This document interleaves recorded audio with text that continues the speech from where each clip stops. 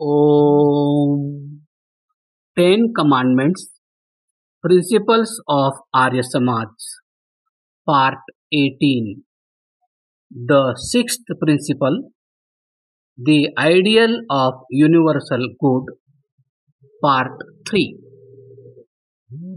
Transmigration. The method of inference in science is to proceed from the known to the unknown. We know how the soul exists. From this, we may infer how it existed before and how it will continue existing in the future. In the present span, it is born, lives, and dies. The same it has presumably been doing before and will do hereafter. The liability of the soul to a change of its physical tenement as it progresses or retrogresses in its spiritual march is in philosophy called transmigration. All born inequalities, physical, mental, and moral, that we find among living beings can be explained on the basis of this hypothesis alone. Predestination makes God unjust. Fatalism makes life a preordained drama.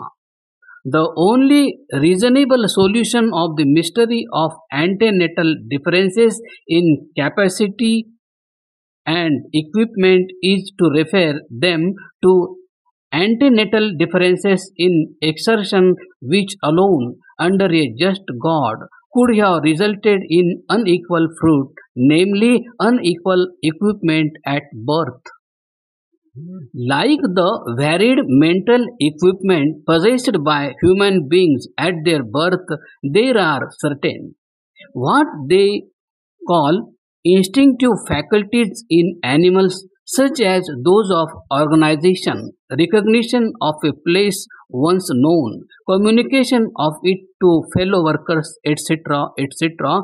Among ants, those of building perfect geometric constructions, a judicious division of labor, artistic assortment, adaptation of temperature to changing requirements of weather, attachment to the hive, etc., etc., among bees, and that of fine weaving among spiders, and so on. The following evidence is extracted from Life of the Bee by Maurice Maeterlinck. There are only, says Dr. Reed, three possible figures of cells which make them all equal and similar without useless interstices. These are the equilateral triangle, the square, and the regular hexagon. Mathematicians know that there is not a fourth way possible in which a plane shall be cut into little spaces that shall be equal, similar, and regular, without unless spaces. The bee constructs hexagons. Koenig's answer to the question, which would be the most economically constructed cell, was the cell that had for its base three rhombs whose large angle was 109 minutes 26 seconds and the small 70 minutes 34 seconds. Another savant, Moraldi, had measured as exactly as possible the angles of the rhomb constructed by the bees and discovered the larger to be 109 minutes 28 seconds and the other 7 minutes 32 seconds. Between the two solutions, there was a difference before of only 2 seconds. It is probable that the error, if error there be, should be attributed to morality rather than to the bees, for it is impossible for any instrument to measure the angles of the cells which are not very defined with infallible precision. Speaking of the newer adoptions adopted by the bees of late, the writer says, This great progress, not the less actual for being hereditary and ancient, was followed by an infinite variety of details which prove that industry and even the policy of the hive have not crystallized into uninfringible formulae. We have already mentioned the intelligent substitution of flour for pollen and of artificial cement for propolis. We have seen with what skill the bees are able to adapt to their needs the occasionally disconcerting dwellings into which they are introduced and the surprising adroitness wherewith they turn comb of foundation wax to good account. They display extraordinary ingenuity in their manner of handling these marvelous combs, which are so strangely useful and yet incomplete. The efficiency with which these faculties can be called into play by each individual or class of individuals of different spices or even of the same spices differs in different cases. Now, instinct, if it is an inherent quality, not a result of environments, should be constant and uniform in all individuals, at any rate within the same species, which, however, it is not. Instances are known of horses having been taught to extract cube root and of certain dogs having been named to write letters of the alphabet and tell the time. Is this instinct? The dog was first taught to count by means of tapping with its paws, and various arithmetical exercises were then attempted and achieved with greatest ease.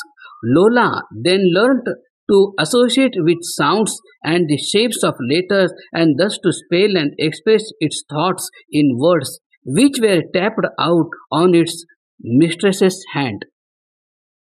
Lola was taught to tell the time from a clock, but so accurate exhypothesis was her sense of time that she was able to tell her mistress the time without consulting this instrument on which human beings have to rely. Her abilities on arithmetical problems I do not stress, since in this respect she does not seem to have excelled the Elberfeld horses, whose powers of mentally extracting roots seem to have been more highly developed than those of human beings. But her capability for e-casting the weather must not be passed over without mention. Occult Review for April 1923.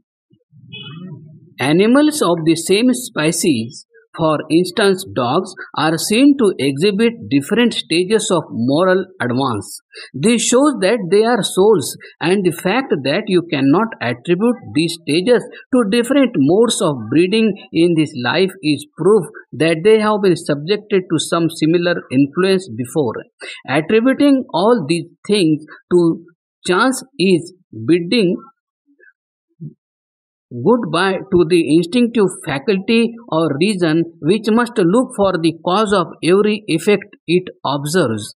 The theory of evolution can never account for the appearance of highly specialized social virtues that we find in some species of animals, as in the lower species from which alone they could have evolved.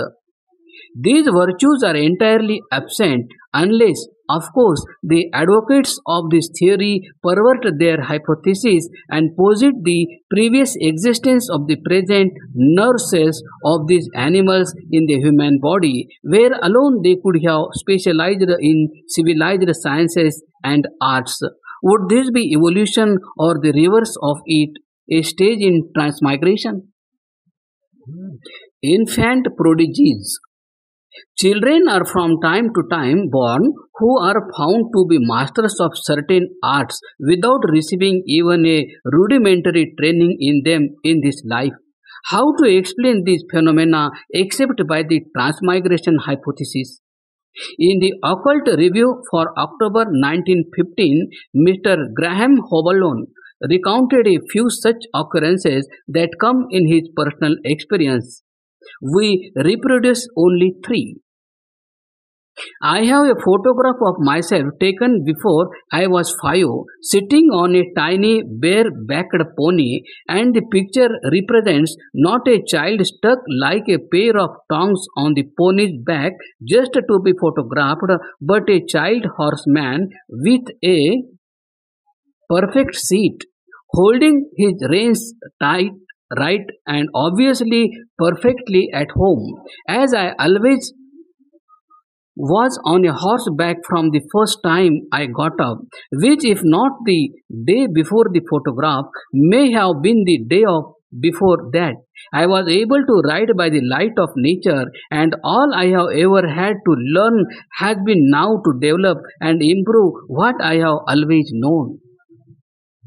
Again, I have always been a keen swordsman, especially in the way of old styles of fighting, and at last I tried my hand on the two-handed sword, to use which one has to be strongly armored from head to foot. Now, as when I first got up on a horse, so when I first put on armor 70 lbs or 80 lbs of it, I felt perfectly at home in it, as if I had been wearing it all my life, with a full knowledge of its possibilities and drawbacks, and of how to use the one and dodge the other. Also, the moment I took the two-handed in my hands, I knew how to use it, and did so in a way which excited considerable surprise in a number of practiced swordsmen who were present, also in my adversary.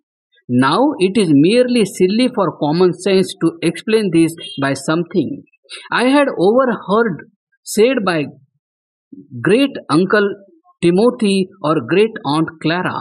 The only sane explanation for this perfect familiarity with armor and long sword on the first occasion on which I used them in this life is memory from some past life about 400 years ago, when the two-handed was most popular. I must record another similar case in my younger son, which I noticed when he was 6 years old on his first experience in life of boating. We had gone to Thames Lock in Canadian canoe to see the boat go through, and had left the canoe drawn up on a little piece of foreshore below the back. When we went away, put the canoe almost entirely in the water, leaving the extreme end of the bow on land. Then I embarked and sat down ascertain, leaving the boy ashore to show off. I knew him to be a very resourceful child, and wanted to see what he would do. What he did was significant to begin with. He asked no question, but took hold so as to apply the utmost power with the least effort, and shoved the canoe off. The then came the thing which gave me my surprise. Instead of being left behind just at the right moment when he should be so, without hanging the canoe up, again he jumped, landed comfortably and steadily on the bow of the canoe, and slipped down into his place. The oldest, most practiced hand at boat work could have done it no better. I may add that in general, from the first moment he was afloat, he showed himself perfectly at home in a boat, and never once did I know him commit any of the idiocies with which children usually terrify and infuriate their elders.